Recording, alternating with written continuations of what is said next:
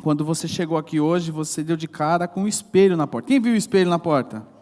Quem arrumou o cabelo? Batata, né, Thaís? Arrumar o cabelo, aquele fiozinho que está caindo aqui no olho, né? Mas a real intenção ali, existia uma pergunta ali. Qual era a pergunta que tinha naquele espelho? E aí eu te pergunto, o que você viu? O que você viu ali? O que você viu? Nós somos aquilo que nós consumimos. Somos aquilo que comemos. Somos a soma da maioria das pessoas com quem nós nos relacionamos. Você pode ter visto uma imagem ali, mas por trás daquela imagem que você viu tem muita coisa. E é exatamente isso que nós vamos tratar aqui hoje, tratando o meu interior. E eu quero começar com vocês aqui, antes, falando só que nós vamos ter a nossa mentoria amanhã. Então, foram 2 semanas já que tivemos, foi uma grande bênção. E amanhã o tema será a sala do raio-x. Então, dando continuidade àquilo que nós vamos ouvir aqui, talvez abordando outros temas que eu não falarei aqui. Amanhã nossa mentoria, a partir das 8 horas. Você que já está no grupo, você vai observar que mudou lá a imagem e o tema do grupo, mas você que não está ainda, participe, entre amanhã a partir das 8 horas na plataforma Zoom. Você pode estar sendo abençoado e participando da nossa mentoria. Amém, irmãos? Eu quero iniciar esse tempo com vocês aqui, compartilhando uma frase de um livro, do Sociedade do Cansaço, um livro que foi escrito em 2010, do Byung-Chul Han. Eu falo rápido para vocês, né, entender que eu errei o nome do coreano aqui. Byung-Chul Han. Ele diz o seguinte: as principais doenças a serem enfrentadas no século 21 não serão provocadas por vírus ou bactérias.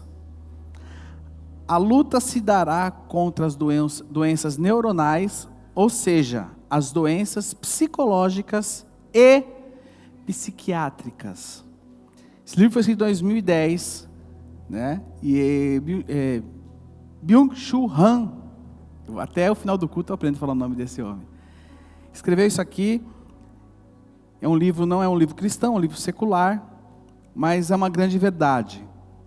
Na realidade, irmãos, existe uma pandemia muito maior do que aquela que nós acabamos de enfrentar. Muito maior.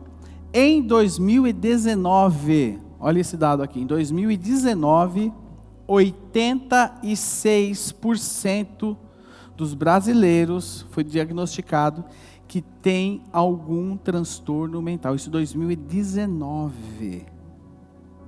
2019. 86% dos brasileiros tem algum tipo de dificuldade na sua área emocional. A BBC colocou essa reportagem aqui, logo depois da pandemia, dizendo o seguinte: que a saúde mental piorou para 53% dos brasileiros sob a pandemia, aponta a pesquisa. Isso aqui, se você já tinha em 2019 86% dos brasileiros, isso mostra que após a pandemia isso piorou. Piorou. Ou seja, aquilo que já estava ruim tornou-se pior. Irmãos, que lição que eu tiro de tudo isso? Nós estamos adoecendo coletivamente. Estamos adoecendo coletivamente. E por que razão nós estamos adoecendo emocionalmente? Por que razão? São muitos fatores. Nessa série a gente não vai conseguir tocar todas as áreas, não vamos conseguir. É impossível, porque é muito grande, é muita coisa. Mas nós tratamos na primeira semana o quê? Sobre a frustração. A frustração, ela gera em nós esgotamento. Nós falamos isso na primeira semana. Semana passada nós falamos o quê? Que a autoexploração gera esgotamento. Porque nós achamos que nós precisamos desempenhar todos os papéis que desempenham para nós. que dizem que nós temos que ser. Então a gente acha que nós precisamos fazer tudo, dar conta de tudo. Nós nos exploramos. Nós somos chefes de nós mesmos e nós nos exploramos, nos levamos ao máximo e isso gera esgotamento. Hoje vou falar com vocês sobre algo chamado excesso de informação. Por isso que eu falei que quando você olhou lá, você viu sua face. Bonita, arrumadinha, porque veio para o culto, né? Roupinha de ver Deus.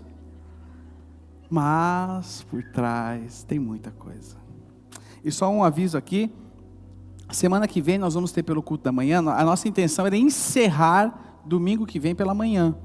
Mas o pastor Samuca vai estar aqui conosco, vai louvar a Deus, vai pregar, vai tratar o tema, que ele é um psicólogo também. E à noite eu vou ministrar mais um tema dessa mensagem, porque eu achei que tem mais um tema que eu preciso falar com vocês aqui. Então, nós vamos encerrar domingo à noite. Domingo nós vamos ter 2 mensagens dessa série, tá bom? Hoje nós vamos falar sobre excesso de informação.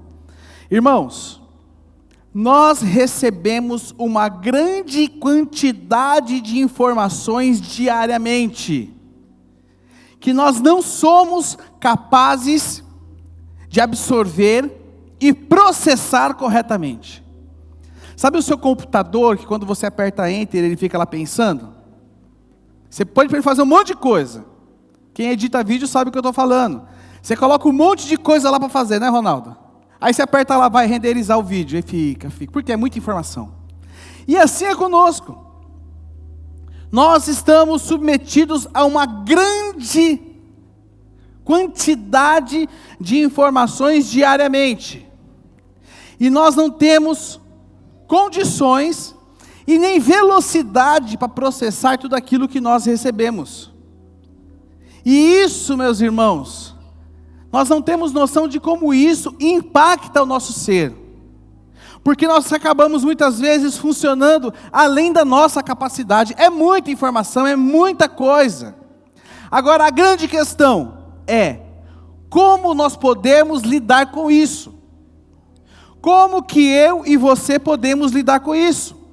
Qual postura nós precisamos ter diante desse excesso de informação? O que eu tenho que fazer? Porque não tem como fugir disso. O que eu tenho que fazer? E hoje nós vamos ver pela palavra de Deus que nós precisamos estabelecer limites saudáveis para isso. A palavra de Deus, irmãos, há muitos anos, milhares de anos já falava sobre isso. Irmãos, a palavra de Deus ela é absoluta, ela é atual, a Bíblia é relevante, a Bíblia tem resposta para tudo. Todos os problemas que nós lidamos na nossa sociedade, na Bíblia existe resposta. Desde o mais simples até o mais complexo, a Bíblia tem resposta para tudo. Eu queria convidar que você abrisse comigo a sua Bíblia, no texto de Provérbios, capítulo 4, verso 23. Provérbios 4, 23.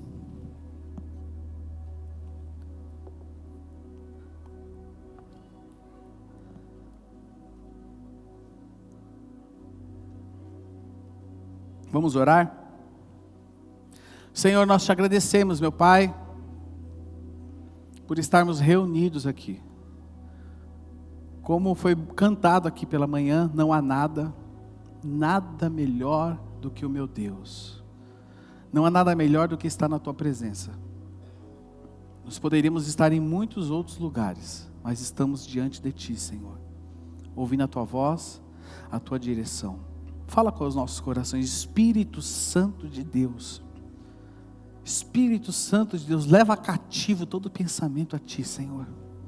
Que toda distração caia por terra em nome de Jesus Cristo. Tudo aquilo que quer tirar a atenção, tirar o foco, caia por terra em nome de Jesus. E nós possamos, meu Pai, ouvir a tua voz e a tua direção sobre as nossas vidas, em nome de Jesus. Amém. Amém. Provérbios capítulo 4, o verso 23, o escritor sábio nos diz o seguinte: acima de todas as coisas. Acima de quantas coisas? Guarde o quê? Pois Ele dirige o rumo da sua vida.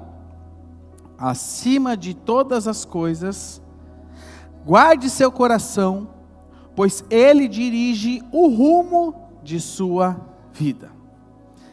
Para nós entendermos, irmãos e irmãs, a profundidade deste texto. Esse texto aqui é muito conhecido nosso.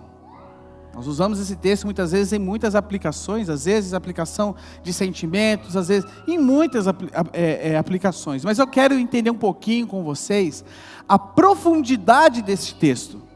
E esse texto aqui, a palavra coração, o significado na versão original do hebraico, o coração aqui quer dizer o seguinte: ser interior.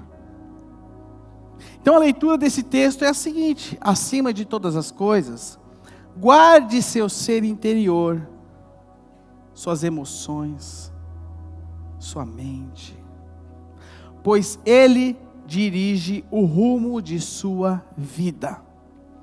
Agora, a pergunta que eu faço a você aqui nesse domingo pela manhã é: será que nós temos guardado o nosso ser, o nosso interior, o nosso coração corretamente? Será que a gente tem feito isso? Será que a gente tem guardado ele? Nós guardamos aquilo que é importante para nós. É verdade ou não é? Tudo o que é importante, nós guardamos. Tudo o que nós amamos, nós valorizamos. Tudo aquilo que nós valorizamos e nós guardamos, e nós temos como precioso, nós cuidamos daquilo. E aqui, a palavra diz para nós guardarmos o nosso ser interior. Provérbios está dizendo o seguinte: sabe o que o sábio está dizendo para mim e para você? Que acima de todas as coisas que são importantes na minha vida e na sua vida, acima da sua estética, acima de qualquer coisa, nós precisamos guardar o nosso lado de dentro. Nós precisamos olhar para o nosso lado de dentro e guardar o nosso ser interior. Porque a minha vida e a sua vida, ela depende do nosso ser interior. É isso que o Provérbios está falando para mim e para você. O problema é que nós somos distraídos. O problema é que nós somos agitados, somos alienados, ansiosos, e nós não damos conta disso, e por não darmos conta disso, nós não guardamos o nosso ser interior. Esse é o problema. Olha só esse exemplo aqui. Quem sabe o que é isso aqui? O que é isso? Um iceberg. Vocês podem observar que a grande parte do iceberg está onde? E em cima você só vê um pedaço dele. E eu trouxe esse exemplo aqui do iceberg para nós entendermos o que é o nosso ser interior e o nosso ser exterior. Ou seja, aqui está a representação minha e sua. 10% que está para fora ali simboliza a nossa vida exterior. E os outros 90% simboliza a minha e a sua vida interior, aquilo que está submerso, aquilo que está escondido, aquilo que nós não olhamos e não vemos no espelho. Nós não vemos isso no espelho. Mas isso que nós não vemos no espelho tem um grande poder sobre as nossas vidas. Isso que nós não enxergamos tem uma grande influência na quem nós somos. Ali, na parte escondida sua, na parte que está submersa, está a sua mente, o seu coração, os seus sentimentos, suas emoções. Existe muita coisa na sua vida que está abaixo da superfície. Muita coisa. E nós muitas vezes não nos damos conta disso. E o grande problema aqui que é que nós valorizamos o quê? Somente os 10% que está para fora. E nos esquecemos daquilo que está submerso, daquilo que está dentro de você. Nós gastamos muito dinheiro com o nosso exterior, investimos muito com o nosso exterior. Falei a semana passada aqui. Hoje em dia, a indústria de beleza, a indústria de cosméticos, ela está faturando bilhões no mundo todo e principalmente no Brasil, porque nunca se cuidou tanto da saúde. É creme para tudo, irmãos. É creme para tudo. É creme para tudo, tem para tudo. Tudo que você quiser tem creme. Por quê? Porque se investe muito. Em muitas pessoas, o exterior delas não é mais natural. O que você está vendo não é o verdadeiro. Por quê? Porque se investe muito isso. E não há, presta atenção, não tem problema nenhum. Não existe. É pecado? Não tem problema nenhum. O grande problema é que nós olhamos muito para o exterior e nos esquecemos daquilo que deve ser a nossa prioridade, que é o nosso interior. Nós não investimos com a mesma intensidade no nosso interior. Não investimos com a mesma intensidade. E a causa de 90% dos seus problemas está dentro de você. Está dentro de você. Guarde o seu ser interior. O que fala Provérbios? Nós lemos? Acima de todas as... Olha só. Olha como a Bíblia é atual. Deixa eu voltar aqui. Olha como a Bíblia é atual. Acima de todas as coisas, guarde o seu ser interior, pois ele dirige o rumo de sua vida. Poderia parar aqui. Poderia parar aqui com vocês. Agora, como nós podemos cuidar do nosso mundo interior? Como a gente pode fazer isso? A palavra de Deus, ela nos dá várias ferramentas e princípios para nós cuidarmos do nosso mundo, do nosso eu interior, do seu interior, de dentro de você. E eu quero, juntamente com vocês aqui hoje, estudar 4 desses princípios. Existem muitos outros, mas eu quero estudar 4 que eu considero principais.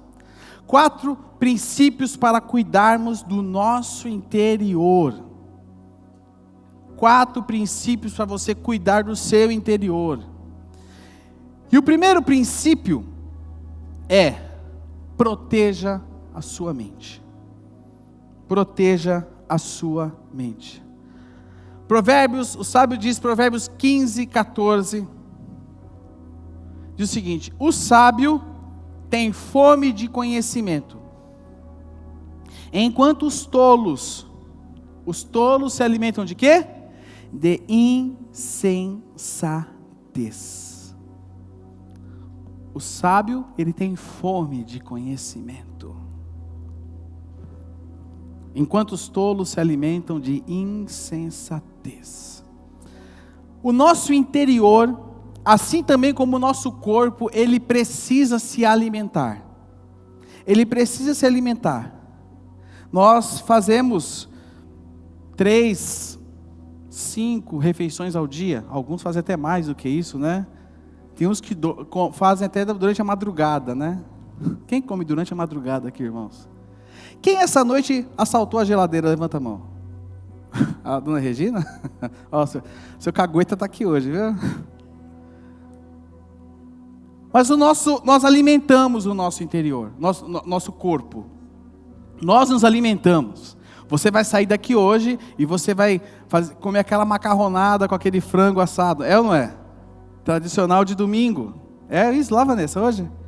Com certeza. Mas nós alimentamos. Você tomou um bom café da manhã? Talvez não, talvez tomou aqui na cantina, mas você se alimenta, você cuida do seu interior. E quanto mais saudável for a sua refeição, o que vai acontecer com você? Para o seu corpo, melhora a qualidade dele, melhora a qualidade de vida dele, melhora a qualidade do seu corpo.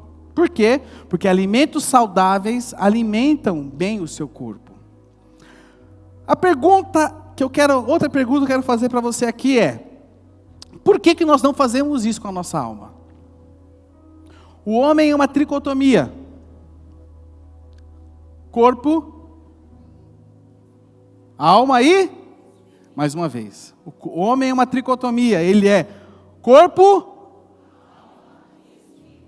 Alguns creem que o homem é uma dicotomia, que é corpo e que é alma e espírito junto. Não muda nada, cada um crê no que quiser. Mas nós da comunidade da graça cremos assim, que o homem é uma tricotomia. Agora a pergunta que eu te faço é: como você está alimentando a sua alma? O que você tem ingerido nesses dias? E eu posso falar algo: você tem alimentado o seu ser interior inconscientemente. E a pergunta que eu te faço é: o que você tem ingerido? Se você, meu irmão e minha irmã, comer McDonald's durante um mês, almoço e janta, almoço e janta, almoço e janta, almoço e janta, almoço, o que vai acontecer com você?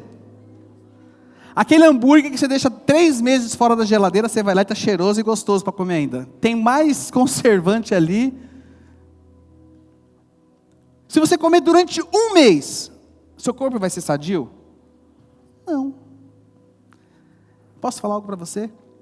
É assim que nós lidamos com a nossa mente. A gente faz isso. Nós lidamos com a nossa mente com o tempo todo. Redes sociais, Netflix, fake news, grupo de não sei o que, grupo de outro não sei o que, e é muita coisa, é muita informação, e aí nós temos muita informação rápida e instantânea, sabe o miojo? Rápido e instantâneo, é muita informação, e nós não colocamos um filtro para aquilo que nós estamos ingerindo, nós não filtramos. E aí, como eu disse aqui no começo, é uma grande verdade, o grande problema é que tudo que pensamos nos tornamos. Você é aquilo que você pensa. Você é aquilo que você consome de informação. Sua vida caminha na direção dos seus pensamentos.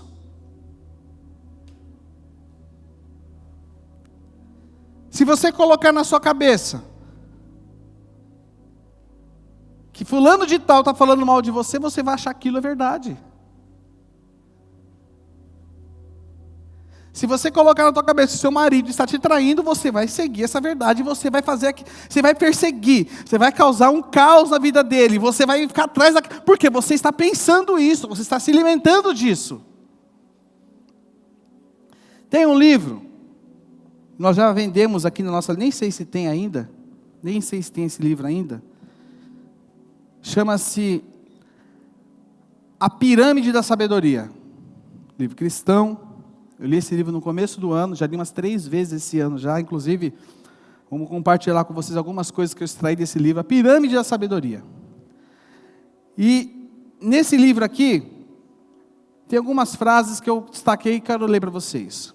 Diz o seguinte: nosso mundo tem cada vez mais informação, porém, cada vez menos sabedoria.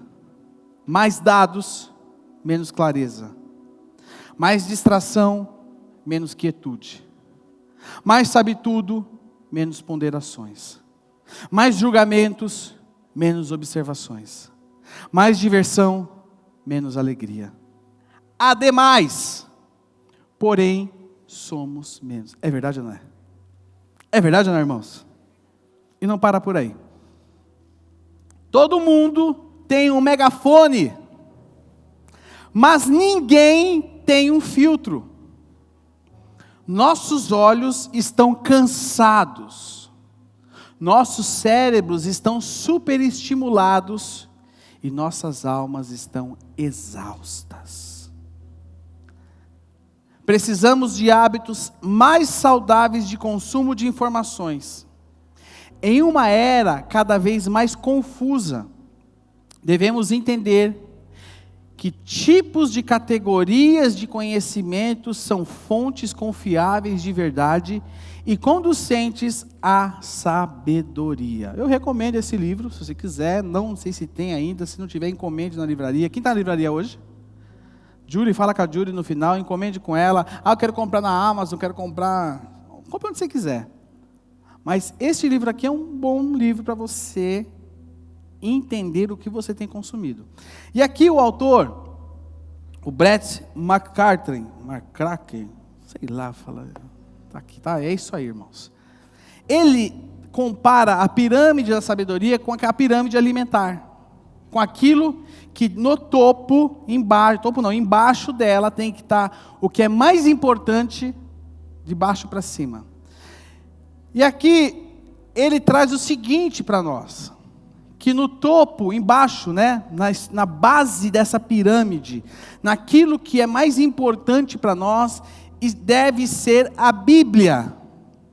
A Bíblia é o nosso principal fundamento, nossa estrutura e a base das nossas vidas devem estar na Bíblia. Se queremos ter uma dieta saudável de informações, meus irmãos, a Bíblia precisa ser o nosso fundamento de vida, a Bíblia tem que ser a base.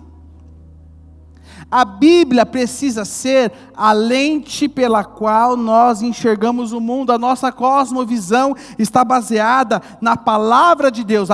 Eu enxergo o mundo como? A partir da lente da palavra de Deus. Ela tem que ser a base. Numa sociedade pós-moderna, onde o pluralismo tem tomado conta, onde nada é errado se te fizer feliz, nós temos que ter a palavra de Deus como base das nossas vidas e enxergarmos o mundo através dela. Porque a Bíblia é um livro absoluto. A Bíblia não é um livro relativo. A Bíblia é um livro absoluto e foi escrito pelo Deus Criador. Irmãos, imagina você poder ler um livro com o autor do lado. Imagine você poder ler um livro com o autor do lado. Assim é a Bíblia. Você pode ler a Bíblia com o autor ao seu lado. A Bíblia te protege. A Bíblia te guarda. Na palavra de Deus está definido o quê? O que é casamento. Na palavra de Deus está definido como se cria filhos. Na palavra de Deus está definido o que é um relacionamento. Na palavra de Deus está definido o que é sexualidade. Na palavra de Deus está definido o que é trabalho. Aqui está toda a base das nossas vidas. A Bíblia é uma fonte confiável e infalível de sabedoria. Só que muitas vezes, irmãos, nós não apoiamos a nossa vida na palavra de Deus. Nós deixamos ela de lado. Porém, eu e você precisamos moldar as nossas vidas. Aonde? A partir da palavra de Deus. Salmo 1, verso 1 e verso 2. Feliz é aquele que não segue o conselho dos perversos, não se detém no caminho dos pecadores, nem se junta à roda dos zombadores, escarnecedores. Verso 2. Pelo contrário, tem prazer aonde? Na palavra, na lei do Senhor, e nela medita quando? Amém. Então na base dessa pirâmide aqui, está a Bíblia. Em segundo lugar, na escala de prioridade, a igreja. A igreja também é uma fonte confiável. Porém, a igreja precisa estar fundamentada onde? Na palavra. Uma igreja que é fundamentada na palavra de Deus e no Evangelho de Jesus Cristo é uma fonte confiável de informações para a sua vida. A igreja tem um dono. E este dono chama-se quem? Jesus Cristo. Quando você vai num museu e você olha uma tela, você olha uma arte, quando você analisa aquela arte, você descobre muito sobre o artista que a pintou. E quando você obra para a obra de arte, que é a igreja de Jesus Cristo, você descobre muito de quem a construiu, de quem a edificou. Irmãos, a igreja é uma fonte confiável de informação. É aqui que nós estabelecemos os nossos relacionamentos. É aqui que você cria os seus filhos. É aqui que você louva a Deus. É aqui que você se reúne. É aqui que o Senhor te visita. É aqui. Dentro desse contexto da igreja, nós absorvemos a palavra de Deus. Dentro da igreja, você pode desenvolver amizades sadias que vão te promover e irão te abençoar. Amém? Terceiro lugar aqui nessa escala, está a natureza. Pode observar. Quando você tira férias, se você ficar em casa, você descansa? Agora, se você vai para a natureza, para uma praia, para a montanha, é bom, não é? É bom, não é? Irmãos, quando nós contemplamos a natureza, nós estamos contemplando e descobrindo muito do que Deus é. A palavra de Deus, Salmo 19:1 diz que os céus fazem o quê? Proclamam a glória, e o firmamento demonstra o quê? A habilidade de suas mãos. A natureza, ela grita a grandeza de Deus. Quem aqui já foi abençoado só de ficar olhando a natureza, assim, ficar olhando? Direto, irmãos. Quando você está em São Paulo, você não tem natureza, você olha para o céu, né? Você olha para as nuvens, você fala assim, que nuvem bonita, né? Se tiver calor, né? Lógico. A natureza grita a grandeza de Deus. Por isso, meus irmãos, que a nossa alma calma. A sua alma calma quando você está em contato com a natureza. Quando você vai para a praia, quando você vai para a montanha, quando você vai para Fortaleza, quando você vai, para Recife. Quando você sai do seu ambiente e contempla a natureza, a sua alma se acalma. E Jesus nos incentiva a isso, meu irmão. Jesus nos incentiva a isso. O que ele diz lá em Mateus 6, 26-30? Observem as aves do céu. Ele não fala isso? Fala ou não fala? Ele não fala, observem como crescem os lírios do campo. E aí, trazendo num resumo rápido, através dessas observações, ele nos mostra o que? A grandeza e o cuidado de Deus. Isso na teologia se chama revelação geral. Que é a revelação geral de Deus pela obra de suas mãos, pela natureza. E na teologia, revelação geral e revelação específica. Revelação específica é a Bíblia. Revelação geral, a obra da criação de Deus. Irmãos, nós precisamos. Porque quando você olha para a natureza, você enxerga que há um Deus poderoso e grandioso. E aí quando você olha para a Bíblia, você enxerga o quê? Quem é este Deus poderoso e grandioso? Depois, na escala de prioridades dessa pirâmide de sabedoria são os livros. Não livros de autoajuda, porque hoje o que se mais vende são livros de autoajuda.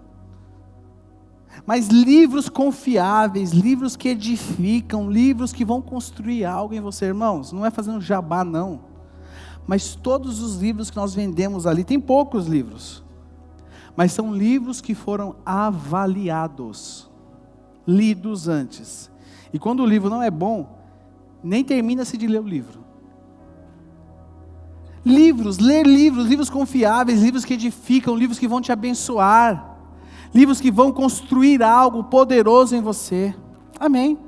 Depois, a beleza, o livro, a pirâmide da sabedoria chama a arte de beleza. A beleza através da arte, a beleza através da música. A arte traz informação e conteúdo. Presta atenção no que eu vou te falar. As músicas que você consome influencia a sua mente e o seu mundo interior. O que você tem ouvido? O que você tem consumido? Qual é a sua playlist? O que está no top 10? Precisamos tomar cuidado. Precisamos tomar cuidado com aquilo que temos ouvido. E por último lugar nessa pirâmide está a internet e as redes sociais. Internet e redes sociais. Irmãos, aqui mostra onde nós temos que gastar mais tempo. E onde nós temos que gastar menos tempo. O grande problema, sabe qual é o grande problema? A gente inverteu isso aqui. A gente inverteu. A gente gasta mais tempo aonde? Na internet, nas redes sociais. E por último,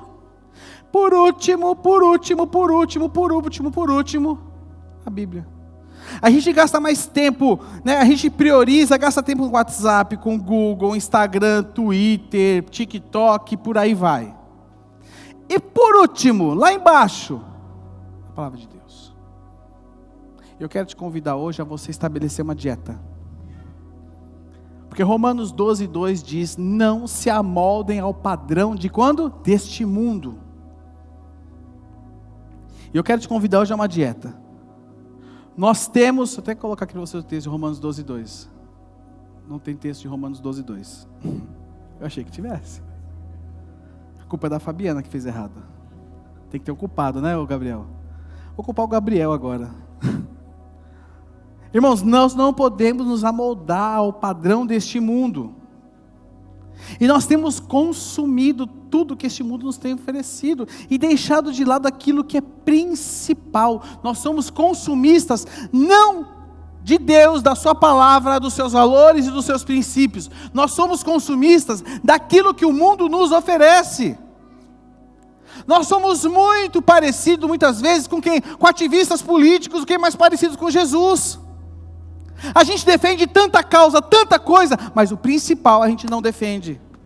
A gente fala tão bem do nosso candidato preferido, defende ele com unhas e dentes, rola no chão, ataca, divide a família, racha tudo, mas quando é para falar de Jesus, por quê? Por que isso? Porque nós estamos vazios.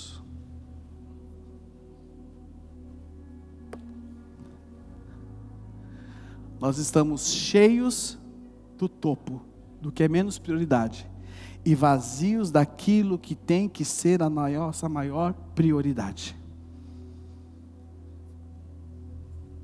Amém, irmãos? Amém? Nós precisamos ser transformados.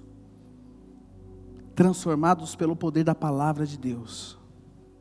Transformados pelo poder do Senhor Jesus. Em nome de Jesus. Segundo lugar.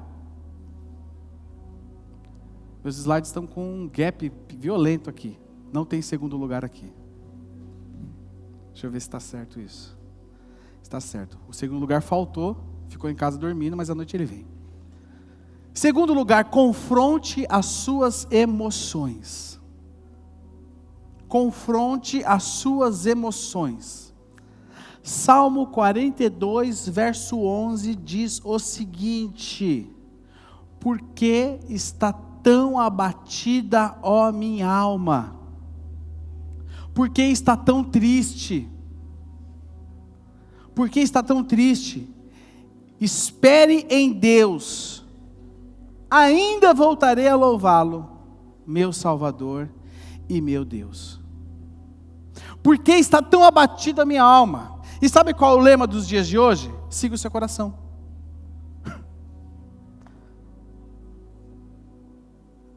O coração do homem,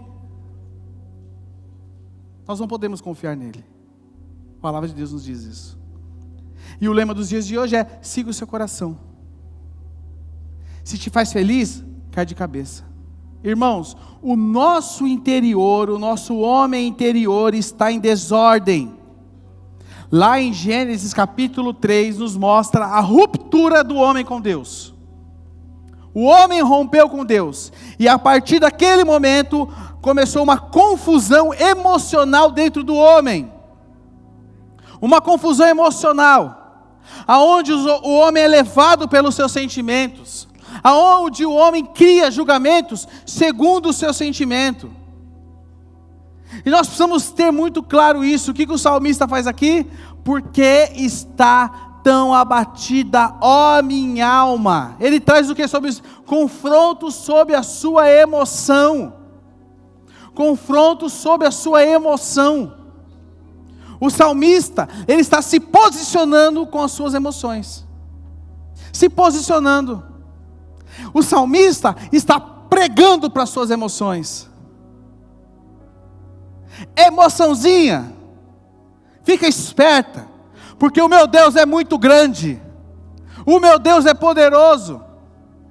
Irmão, presta atenção, a sua tristeza interior não combina com o poder do seu Deus, porque nós servimos um Deus que é poderoso, servimos um Deus que cuida de nós. Josemar Bessa escreve o seguinte: seu coração, presta atenção nisso, é um idiota emocional. Não siga. E aí, Jeremias capítulo 17, verso 9 e verso 10, se você quiser abrir a sua Bíblia comigo, olha o que diz. Jeremias 17, 9 e 10.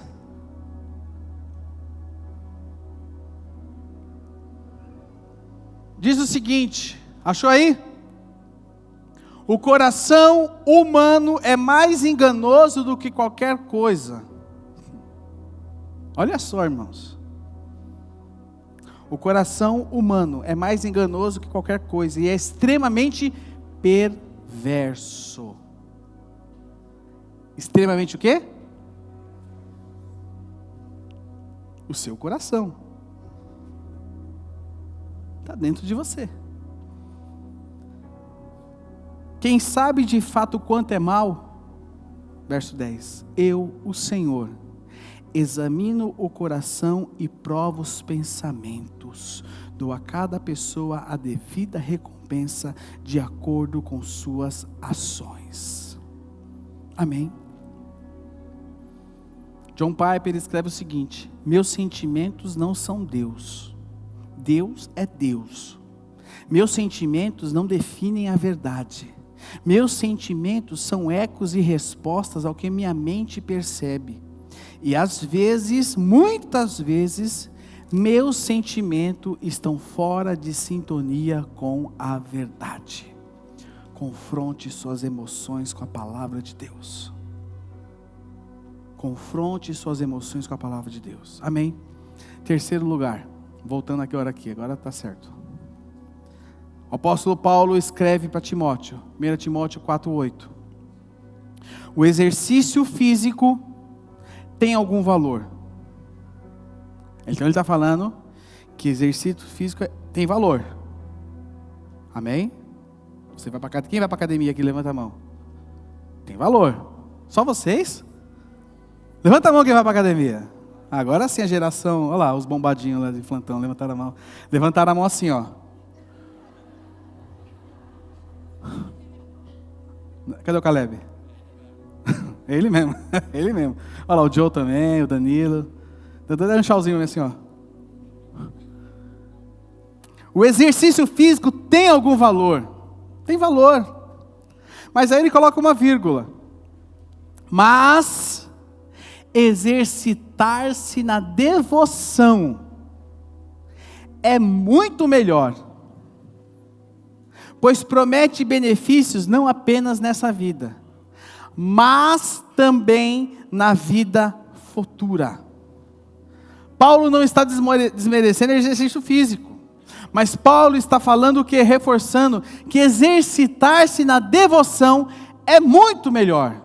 E ele nos convida a nos regrarmos nesse sentido, diariamente. Exercitar-se na devoção promete benefícios. Aí você me fala o seguinte: eu não consigo parar. A ler a Bíblia para mim é muito difícil, eu me distraio rápido. Eu começo a orar, eu começo a ler a palavra, e quando eu vou ver, minha atenção foi em outra direção. Sabe, irmãos, quem vai na academia, eu, por exemplo, quando eu não vou porque eu quero, e nem porque eu gosto. Eu vou porque o corpo pede, né, irmãos? Indo para a academia, já fiquei atacado do nervo ciático, imagina se eu não fosse. Estava de cadeira de roda aqui. Irmãos, você precisa se regrar. A primeira vez que você vai na academia, você sai de lá achando que é o Superman, e depois de 2 dias você fala, nunca mais na minha vida eu volto naquele lugar. É ou não é? Porque dói tudo, irmãos. Dói até o piscar o olho. Mas o que acontece com você? Você se regra. Você se regra. E aí tem dias que você não quer ir. Mas aí você vai. E quando você sai de lá, você fala o seguinte, que coisa boa que eu fiz para mim. Irmãos, é a mesma coisa exercitar essa devoção. É criar o hábito. Criar o hábito. Criar o hábito. O apóstolo Paulo nos chama a isso. E existem algumas práticas de exercício espiritual. Tem até um livro também que chama, eu esqueci o nome do livro agora, que fala sobre as disciplinas espirituais, eu esqueci o nome do livro, não sei se tem também ainda aí. Mas disciplinas espirituais chama-se celebração da disciplina, lembrei. Disciplinas espirituais são extremamente importantes nas nossas vidas. Olha só aqui algumas práticas de exercício espiritual. Devoção. O que é devoção? Devoção é silêncio, o quarto em secreto, que Jesus nos chama, silêncio, leitura e oração. Silêncio, leitura e oração. Repita comigo, silêncio, leitura e oração. Mais uma vez, 1, 2, 3. Irmãos, tem descansos que você só consegue atingir eles quando você deita e dorme. E tem descansos que nós só atingimos ele quando nós nos ajoelhamos e nós nos dobramos diante de Deus. Nós precisamos praticar. John Owen, esse foi um dos maiores teólogos da história cristã. Vocês entenderam o contexto antes de nós lermos as frases dele? Ele teve 11 filhos. 10 desses filhos morreram enquanto bebês. E uma menina, foi até a fase jovem, depois ela morreu. Esse homem lidou com a frustração. E aí olha o que ele nos escreve. Cristo é nosso melhor amigo. E logo será nosso único amigo. Peço a Deus, com todo o meu coração, que eu me fatigue de tudo, exceto da conversa e da comunhão com Ele. Aí ele continua. A amizade com Deus é mantida e preservada, por meio de visitas. E estas devem ser espontâneas e não somente motivadas por assuntos urgentes. E ele continua. Tenho de afirmar agora que, depois de toda a minha pesquisa e leitura, a oração e a meditação assídua tem sido o meu único abrigo, bem como os meios mais proveitosos de obter entendimento e auxílio. Por meio delas, meus pensamentos foram libertados de muitos, o quê? Embaraços. Devoção. Sentar-se com o seu melhor amigo. Não somente para demandas urgentes, mas no dia a dia. Valorizar o secreto. Agora a minha pergunta, como você faz esse devocional? Irmãos, isso hoje em dia não é mais problema, porque nós temos muitas ferramentas. Existem muitas ferramentas. Tem um aplicativo na Bíblia, do celular, que chama YouVersion. Quem conhece esse aplicativo? Irmãos, aqui tem, para você que está começando, você que quer começar a fazer devocional, baixa esse aplicativo aqui, não estou ganhando nada por isso. Não estou ganhando nada. Mas aqui tem textos, tem devocionais, tem caminhos que vão te ajudar a você iniciar isso na sua vida. Outras ferramentas, livros devocionais, que tem, por exemplo, o Pão Diário. Para quem está... Irmão, isso aqui para você é muito bom para você começar, você estabelecer o hábito. Esses outros dois até eu trouxe, são os que eu uso. Irmãos, esse aqui é chumbo grosso. Do Paul Tripp. Chama-se, esse aqui, ó. As misericórdias do Senhor renovam-se a cada manhã. Leituras diárias centradas na mensagem do Evangelho. Aqui é chumbo grosso, irmãos. Esse aqui eu recomendo. Não é fácil de achar. Não é fácil, não. Em muitas livrarias está esgotado. Mas este livro aqui é sensacional. E um outro que eu adquiri quando o pastor Ademar veio aqui, nós até tinha livraria, acabou tudo. Essa Bíblia 365. Irmãos, se você quer fazer esse devocional através da palavra de Deus, com a Bíblia, está aqui. Que é comida mais pesada. Essa aqui é comida mais pesada. E esse aqui para você desenvolver o hábito de se alimentar diariamente na palavra. Irmãos, é muito bom. Tem dias aqui, mostra o dia, aí você vai ler um livro, de repente ele casa com outro, você vai falar, eita Deus. Existem muitas ferramentas, muitas. Nós muitas vezes não fazemos porque nós não queremos. Nós priorizamos tudo, menos o essencial. Tudo é prioridade, menos o essencial. Outra forma é adoração. Adoração pessoal. E adoração comunitária. Adoração pessoal você pode praticá-la diariamente na sua casa. E a adoração comunitária foi o que nós fizemos aqui juntos hoje pela essa manhã. Cantamos, não há nada. Nada melhor. Não há nada. Você cantou aqui, você cantou. Juntos nós erguemos a nossa voz, numa só voz, diante do Senhor, exaltando o nome dEle. Outra forma, comunhão. Porque quando você está em comunhão com seus irmãos, ali existe encorajamento, ali existe confronto.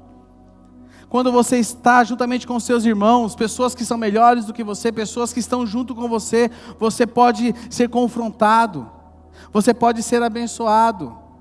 Outra forma, o serviço. O serviço é Jesus nos chamando a olhar para fora. Filipenses 2, 3 e 4 diz o seguinte: não sejam egoístas, nem tentem impressionar ninguém. Aí ele fala o seguinte: sejam humildes e considerem os outros mais importantes que vocês. E aí no verso 4, não procure apenas os próprios interesses, mas preocupem-se também com os interesses alheios. Jesus nos chama ao autoestima. O mundo nos chama à autoestima. Amém, irmãos? Quarto lugar, foque na eternidade. Mauro já tinha lido o livro. Eu vi o Mauro, cadê o Mauro? O Mauro estava por aí, eu vi ele por aí. Ah, tá. O livro chama-se... Fugiu o nome do livro agora. Irmãos, está difícil o negócio aqui, hein? É o diabo. Lembrei, Movido pela Eternidade, de John Bevere. Esse livro é sensacional. Nós vamos ter uma série falando sobre eternidade aqui. Livro sensacional. O homem, olha lá, Eclesiastes 3:11. Também pôs no coração do homem o quê? O anseio pela eternidade. Mesmo assim, ele não consegue compreender inteiramente o que Deus fez. Irmãos, quem escreveu isso aqui foi Salomão no final da sua vida. E Salomão, ele tinha um grande anseio. Quando você lê lá, você vê a vida de Salomão. O que Salomão queria? Ser feliz. Salomão tinha dinheiro. E todo esse dinheiro, Salomão investiu num projeto chamado Felicidade. Salomão experimentou tudo que o mundo poderia oferecer para ele. E quando ele chegou no final da sua vida, e você lê Eclesiastes, o que permeia o livro de Eclesiastes é permeado por uma palavra: tudo é inútil. Porque aquele homem que buscou tudo, que investiu tudo que tinha num projeto chamado felicidade, um dia ele falou, tudo é inútil. E aí você vai ver Eclesiastes, correr atrás do vento. Você vai ver Eclesiastes, tudo é vaidade. Você vai ler Eclesiastes, tudo é sem sentido. Você vai ler Eclesiastes, nada debaixo do sol pode te satisfazer. Irmãos, nós fomos criados para viver ao lado do nosso Senhor. C.S. Lewis escreve o seguinte: tudo que não é eterno é eternamente inútil. Nós somos criados para viver eternamente ao lado do nosso Senhor. Em nós há esse desejo, esse anseio, mas nós não sabemos lidar com isso. E sabe como nós podemos satisfazer isso? Em contato com o Criador. Para nós encerrarmos aqui, o pessoal do louvor pode subir. Primeiro lugar, precisamos tornar o lado de dentro da nossa vida uma prioridade. Irmãos, torne o seu lado de dentro uma prioridade. Invista nos cuidados da sua alma, invista nos cuidados do seu coração. Então amanhã eu vou no cardiologista. Não, não é isso. Não é, Vanessa? Me ajuda aí, Vanessa. Não é isso. Invista nos cuidados da sua alma. Encha-se de Deus. Priorize informações, meus irmãos, priorize a palavra de Deus. Segundo lugar, a Bíblia é o livro que deve moldar a nossa vida, mais do que qualquer outra coisa. A Bíblia. A Bíblia. A Bíblia. Quando eu tenho alguma situação dentro de casa, a primeira coisa que eu faço, né, Fabiana? É até chato, às vezes se torna um crente chato dentro de casa, Cleide. Né, Fabiana? Isso você está fazendo, não está escrito aqui? Não? Ah, tá, só para saber. Irmãos, a Bíblia tem que moldar as nossas vidas, as nossas práticas e as nossas atitudes. Mas para que isso aconteça, eu preciso ter contato com ela. Você precisa ter contato com a Bíblia. Você precisa ler. Você precisa encher. E terceiro lugar, nós temos que desfrutar diariamente o amor de Deus, que é o hábito que mais reabastece as nossas vidas. Eu falei isso ontem, falei no nosso GD terça-feira. Eu creio, irmãos, isso não é teologia, tá? Isso é alguma coisa que eu creio. Que nós prestaremos contas com Deus por nós recusarmos de desfrutar de todas as coisas que Ele fez para o nosso deleite. Tudo que Deus fez para nós nos deleitarmos nele, e a gente rejeita, nós vamos prestar conta com Ele. O Senhor nos dá tantas coisas para nós desfrutarmos dele, só que nós temos desfrutado de tudo, menos dele. Queria pedir que vocês colocassem de pé no seu lugar.